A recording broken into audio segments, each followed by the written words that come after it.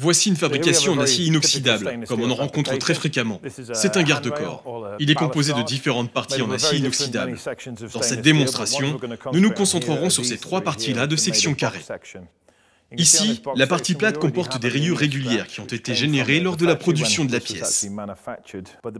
Mais notre principal problème, c'est que nous avons un cordon de soudure ici et un autre là. Afin de faire comme si nous n'avions qu'une seule pièce métallique, nous devons tout d'abord supprimer ces marques de soudure. Pour ce faire, inévitablement, nous allons créer des rayures rotatives ou des défauts. Du coup, ce que nous allons faire ensuite, c'est recréer des rayures les plus régulières possibles. Pour ce faire, nous devons utiliser une machine spécifique, la satineuse. Il s'agit d'une meuleuse équipée d'un variateur pouvant donc tourner à très faible vitesse, 1000 tours par minute, par exemple. Sur cette machine, on monte des roues pour satineuses. Il en existe avec différents types d'abrasifs. Dans un premier temps, je vais utiliser cette roue mixte. Très concrètement, on a alterné une lamelle d'abrasif conventionnelle en grain 60 avec une lamelle d'abrasif non tissé Birtex gros grain. Cette roue est une bonne combinaison de souplesse et d'agressivité.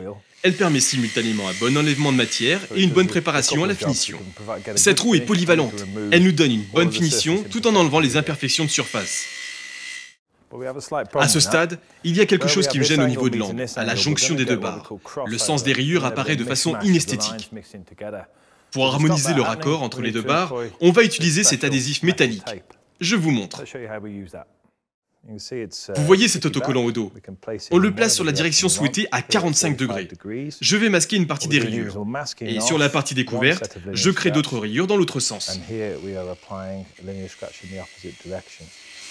Pour donner plus d'agressivité à la coupe, je donne un angle à la roue.